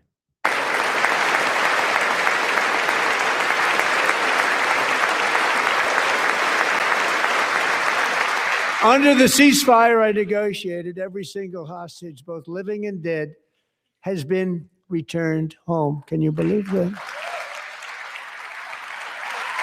And despite that, Netanyahu has killed more than 500 Palestinians and broken the ceasefire 1,000 times since this alleged ceasefire began.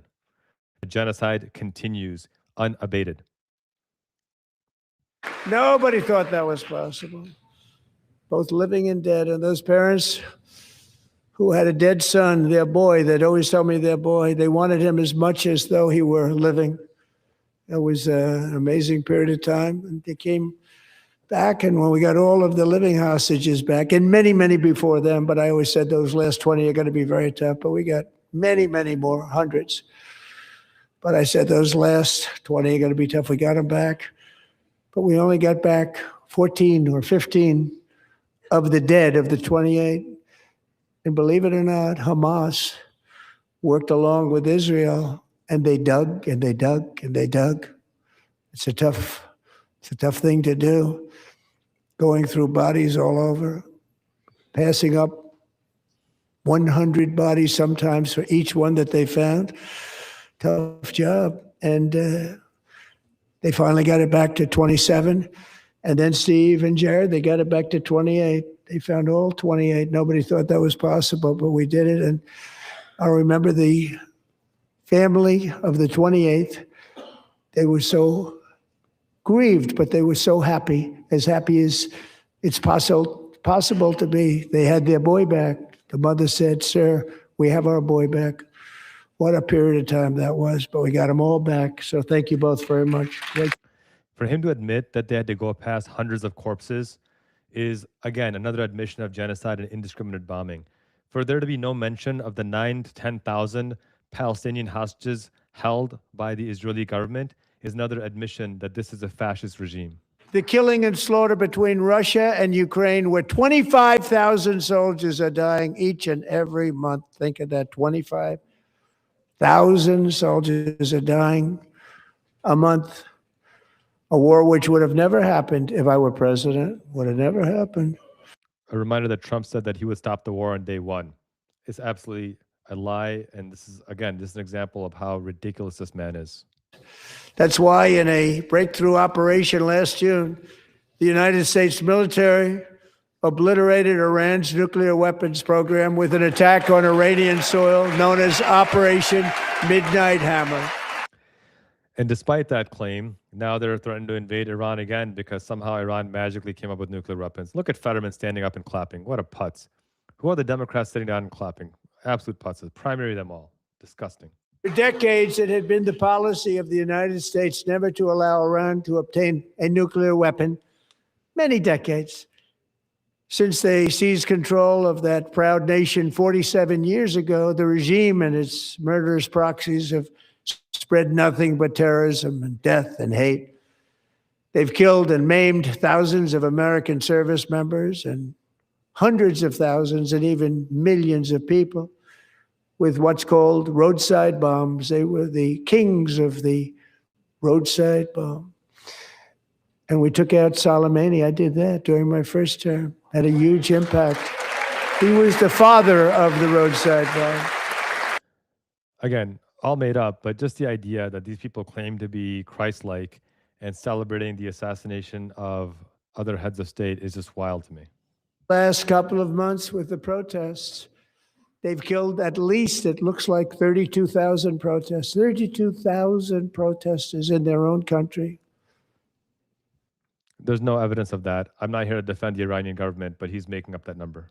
Need a lot of them with the threat of serious violence, but this is some terrible people. They've already developed missiles that can threaten Europe and our bases overseas, and they're working to build missiles that will soon reach the United States of America. After Midnight Hammer, they were warned to make no future attempts to rebuild their weapons program, and in particular, nuclear weapons, yet they continue starting it all over. We wiped it out and they want to start all over again. And are at this moment again pursuing their sinister ambitions. We are in negotiations with them. They want to make a deal, but we haven't heard those secret words. We will never have a nuclear weapon. My preference. And as a reminder that Iran was complying with every aspect of the Iran nuclear deal, every single bit of it, until Trump unilaterally blew it up. I don't understand why Elizabeth Warren is standing up and clapping for this. I have no, John Ossoff, what are you doing? Why are you clapping? And you know he's lying. I don't understand this. Diplomacy. But one thing is certain, I will never allow the world's #1 sponsor of terror, which they are by far, to have a nuclear weapon. Can't let that happen. again, if he had stuck by the Iran nuclear deal, which Iran was abiding by, this would not be, there would be no conversation about this. And for Democrats to stand up and celebrate this is mind-boggling. Resolve. We have the most powerful military on earth. I rebuilt the military in my first term. We're going to continue to do so. Also, we just approved a $1 trillion budget. We have no choice. We have to be strong because hopefully we will seldom have to use this great power that we built together. It's really called peace through strength, and it's been very, very effective.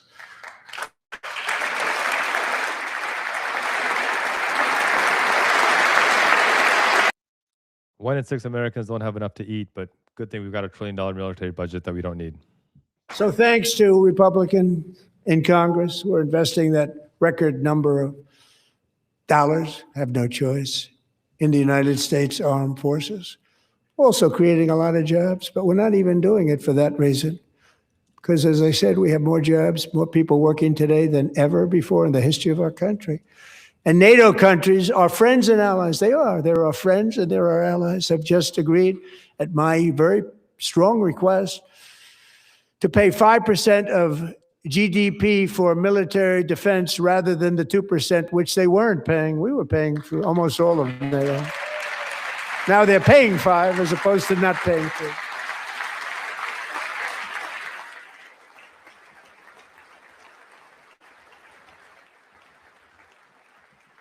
And getting that 5% was something which everyone said would never be done, could not happen. We got it really easily with one meeting.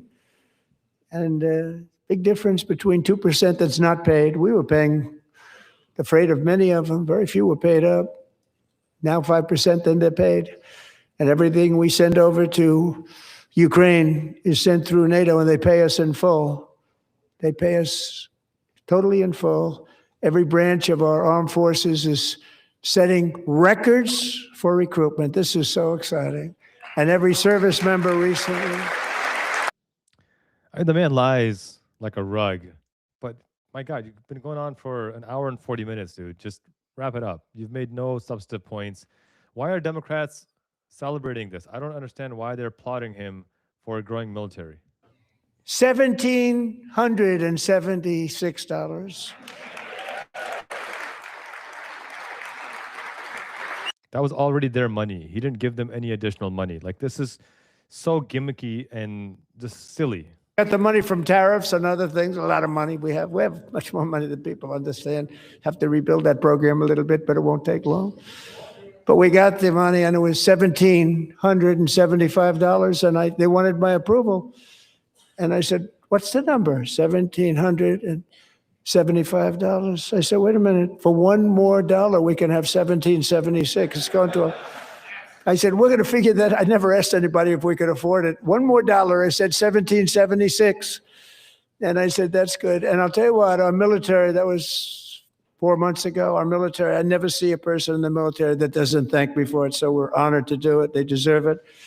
And we call it 1776. It was great. A reminder that 1 in 4 military families are food insecure and on food stamps. And we love our military. We love our law enforcement. We love our firemen. You know, the firemen don't get mentioned enough. We love our firemen. We're also...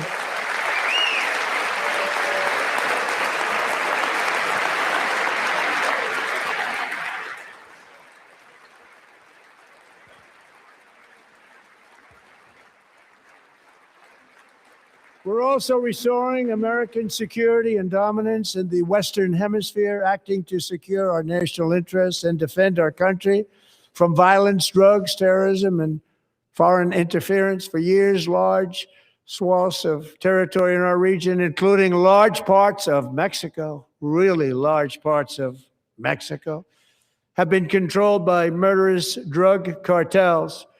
That's why I designated these cartels as foreign terrorist organizations, and I declared illicit fentanyl as a weapon of mass destruction.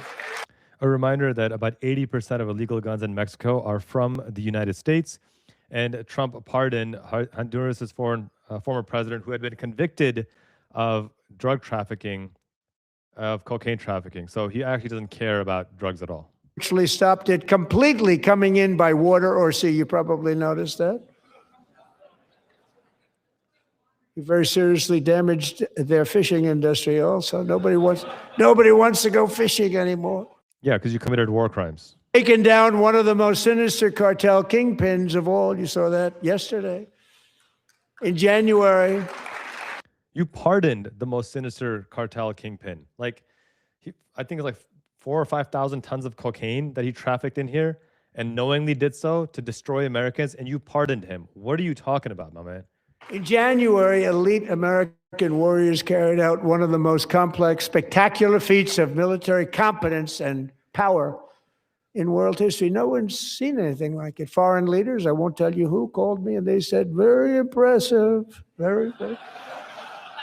Nobody called him and said it was very impressive. Nobody. This is a different fighting force that we had years ago when we fought to tie. No, it's a great fighting force. I'm so proud of it. Look at Space Force. Space Force is my baby because we did that. My baby is becoming so important.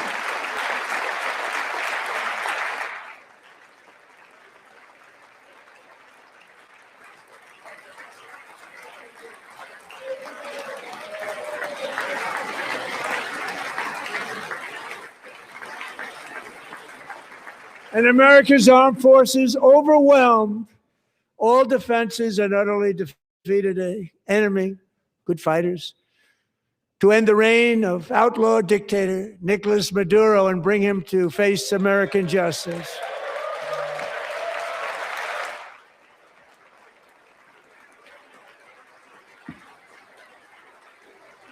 And this was an absolutely colossal victory for the security of the United States, and it also opens up a bright new beginning for the people of Venezuela.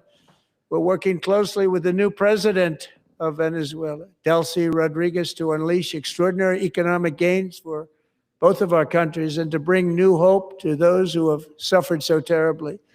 They really did suffer. With us tonight is Alejandro Gonzalez. She grew up in a tight-knit Venezuelan family and was especially close to her beloved uncle Enrique. But after Enrique ran for office and opposed Maduro, he was kidnapped by Maduro's security forces and thrown into the regime's really infamous prison in Caracas. Alejandro feared she would never see her uncle again. She feared for her own life also. But since the raid, we have worked with the new leadership, and they have ordered the closure of that vile prison and released hundreds of political prisoners already, with more to come. Alejandro, I'm pleased to inform you that not only has your uncle been released, but he is here tonight. We brought him over to celebrate his freedom with you in person. Enrique, please come down.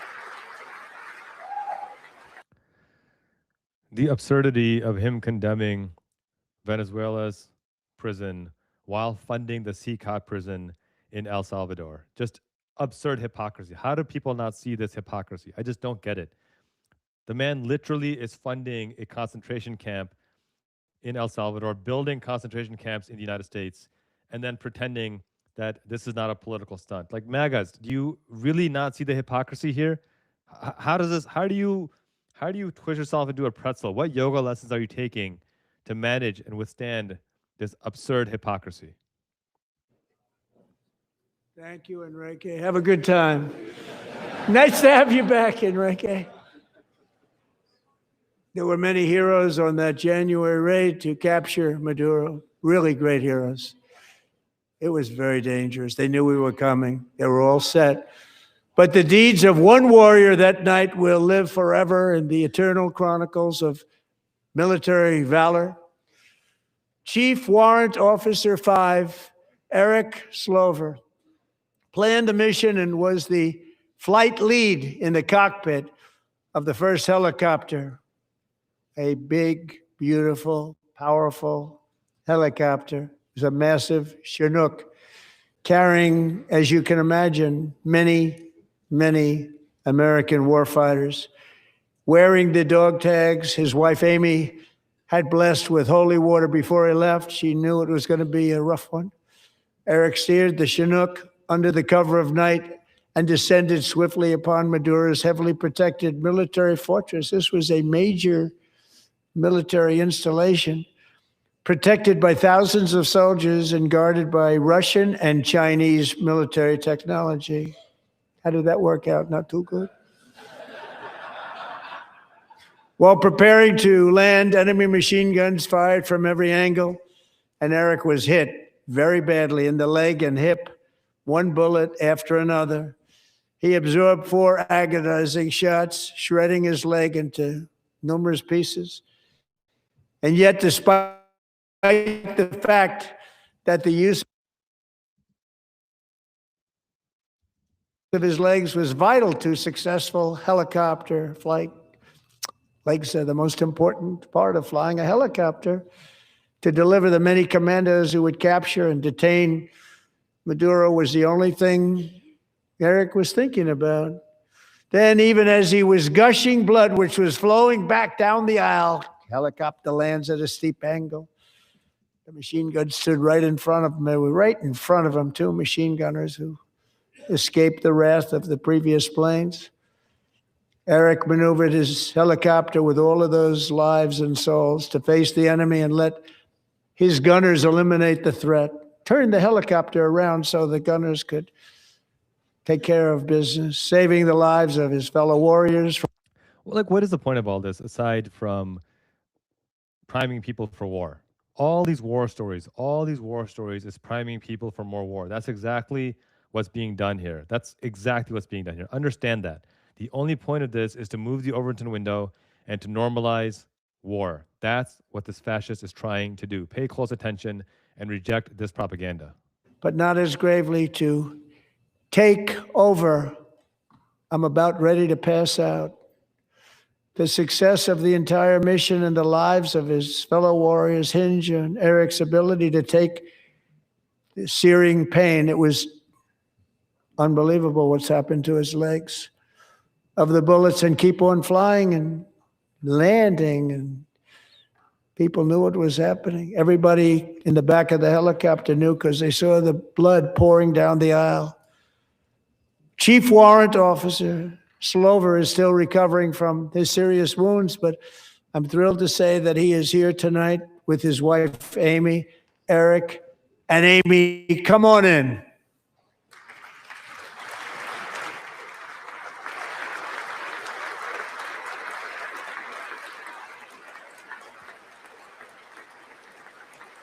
This is like one of those skits where someone's retiring and they bring on people from their childhood. I mean, like, who's the next surprise witness, surprise guest? It's just like, what is this? People don't have enough to eat. 60% of Americans can't make ends meet. Their paycheck doesn't extend to cover basic rent and food and supplies. And we're sitting here celebrating people who took out people from other countries. Like, I don't understand how anyone on the MAGA side looks at this and says, you know what? My farm is going bankrupt, but this makes me feel okay about my farm going bankrupt. You know, I can't afford my insulin, but this makes me feel okay for not being able to afford my insulin. This is absurd. It's wild to me. We have a surprise for Eric and Amy.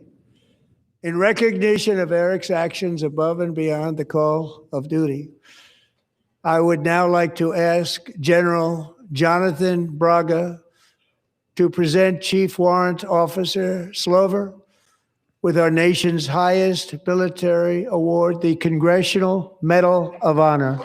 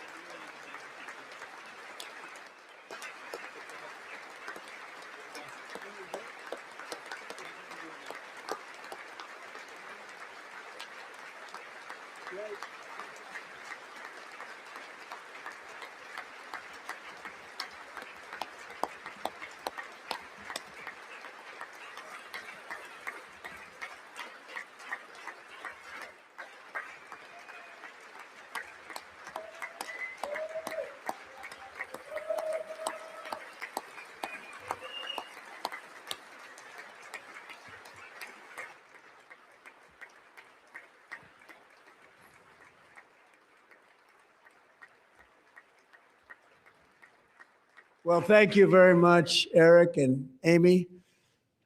Great to get to know you. I met with them and with a lot of their fellow warriors at Fort Bragg recently. You notice the name Fort Bragg, we have it back, we brought it back. We won the First World War with it, the Second World War with it, and then they decided to change the name. So we changed it back. Everybody wanted to change back too. And 10 of Eric's fellow warriors from that incredible night of victory will also be receiving medals at a private ceremony that will soon be held at the White House, and Eric will be there. Thank you.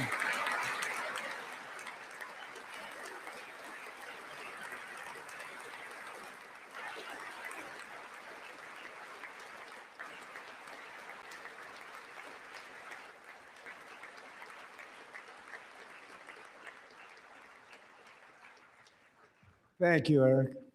That's a big one.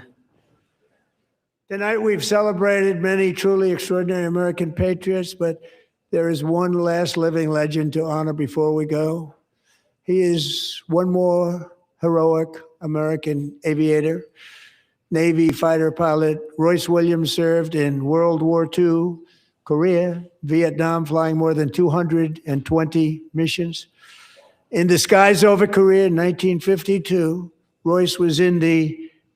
Again, pay close attention to how many war stories he's telling. This is a man priming America to go to war. This is exactly what he's trying to do. He's trying to bring back nostalgia of wars against Nazis, against fascists, to revive that same sentiment today and to convince Americans not to worry about how not having enough to eat, not to worry about not being able to buy a house or afford rent or afford health care, and instead trying to convince them that a $1 trillion military war budget is a good idea. That's exactly what he's trying to do. For over 50 years, he didn't even want to tell his wife, but the legend grew and grew. But tonight, at 100 years old, this brave Navy captain is finally getting the recognition he deserves. He was a legend long before this evening. Royce, please stand up, and I will ask the First Lady of the United States to present Captain Royce Williams with his Congressional Medal of Honor.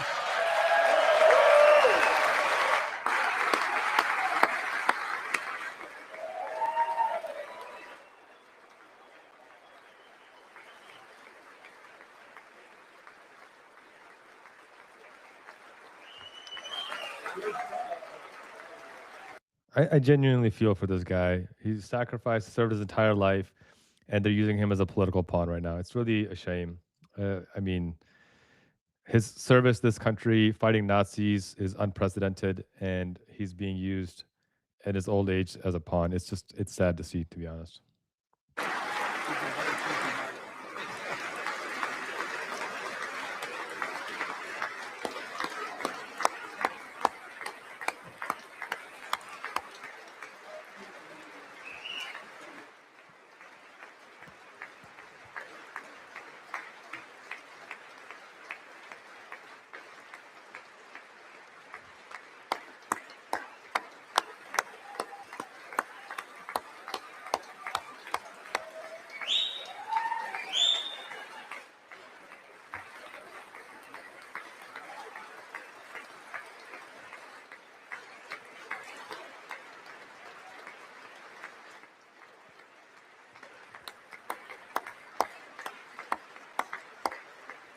Trump is a marketing provocateur. He knows how to market. And right now he's marketing war. That's what he's marketing.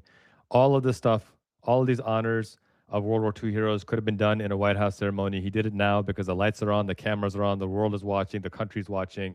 He's sending a message nationally and globally that he is about to take the United States into yet another war. And these are the heroes that he's celebrating and praising to normalize this kind of war. And I would be shocked if we aren't in a war with this kind of propaganda being pushed out there.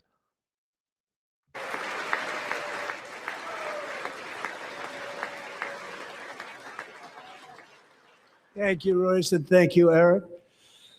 I've always wanted the Congressional Medal of Honor, but I was informed I'm not allowed to give it to myself, and I wouldn't know why I'd be taking it, but if they ever open up that law, I will be there with you someday. But that's our highest honor, Congressional Medal. Like the narcissism to say you deserve a Congressional Medal of Honor because you just want one. Same thing with this Peace Prize. He didn't get a Nobel Peace Prize, so he forced FIFA to give him a fake Peace Prize, made up Peace Prize. Just wild to me.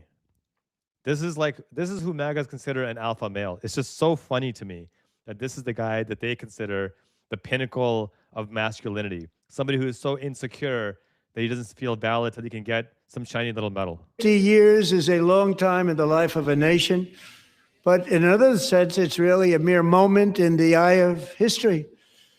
Two of the gentlemen we met in the gallery this evening took their first breaths 1 century ago, 100 years before that, on July 4th, 1826, the author of the Declaration of Independence, brilliant, Thomas Jefferson, drew his last breath.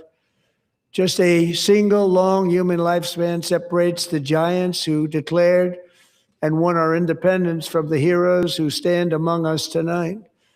Everything our nation has done, everything we have achieved, has been the work of those few great lifetimes. In those brief chapters, Americans built this nation from 13 humble colonies into the pinnacle of human civilization and human freedom, the strongest, wealthiest, most powerful, most successful nation in all of history. Americans ventured out across the daunting and dangerous continent. We carved paths through an unforgiving wilderness, settled a boundless frontier, and tamed the beautiful but very, very dangerous Wild West. From empty marshes and wide open plains, we raised up the world's greatest cities. Together, we mastered the world's mightiest industries.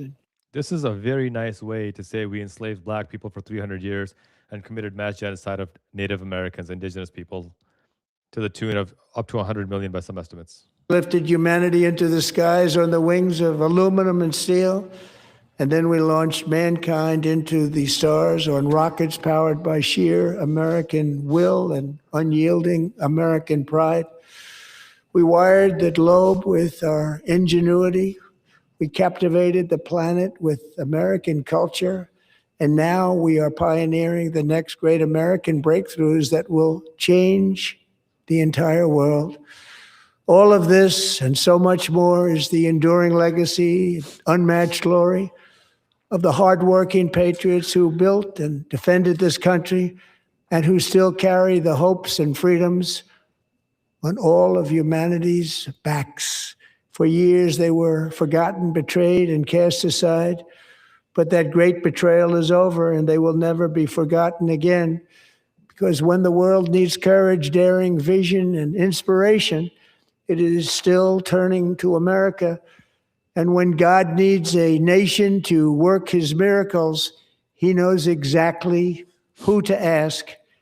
There is no challenge Americans cannot overcome, no frontier too vast for us to conquer, no dream too bold for us to chase, no horizon too distant for us to claim. For our destiny is written by the hand of providence, and these first 250 years were just the beginning. From the rugged border towns of Texas to the heartland villages of Michigan, from the sun-kissed shores of Florida to the endless fields of the Dakotas, and from the historic streets of Philadelphia to right here in our nation's capital, Washington, D.C., the golden age of America is upon us. The revolution that began in 1776 has not ended. It still continues because the flame of liberty and independence still burns in the heart of every American patriot. And our future will be bigger, better, brighter, bolder, and more glorious than ever before. Thank you, God bless you, and God bless America. The first words that come to mind as he finally closes this thing out, I don't know, 2.5 hours or 2 hours after it started, is that line from the end of Billy Madison where he says, "What you just said is the most idiotic, insane thing I've ever heard in my entire life. At no point in your incoherent rambling did you say anything that could even come close to be considered an answer. I award you no points, and may God have mercy on your soul." This is what I think of when I hear this incoherent rambling. The only legislation he talked about was the tax scam for billionaires and the so-called Big Beautiful Bill, which gutted Medicaid and Medicare. There's no other legislation he talked about. Nothing about advancing healthcare access or lowering the cost of housing or making making economic justice a priority. He lied about stopping wars. He is about to start another war. He has absolutely no idea how to govern. And the fact that the entire State of the Union was replete with allusions to war and more war and more war indicates quite clearly that this man is hell bent on launching another war very, very soon. Pay close attention. Be ready to protest. Make sure you hit that subscribe button to me on YouTube, on Twitter, on Instagram, on Substack, wherever you're watching this, because I will have a full, comprehensive, written rebuttal published very soon with all the receipts and facts. You'll see my consolidated response here on YouTube here as well. But my friends, this is the moment that we need to stop these culture wars. This is not left versus right. This is the billionaire class trying to destroy the rest of us. And we need to stand united against this. The wealth and income inequality in this country right now is worse than it was before, during, and after the Great Depression. This is not sustainable. And to continue to send another $1 trillion to war while 60% of Americans can't make ends meet is a recipe for disaster. Thank you for tuning in. Great turnout. I appreciate you guys putting up with me for these 2 hours. My God, that was ridiculous. Subscribe to me on Substack at qasimrashid.com/subscribe. Make sure you hit that subscribe button on YouTube. I'm losing my voice. I'm going to go, but thanks for tuning in. Hit that subscribe button. I will have the full written rebuttal with receipts out very soon. Much love, y'all.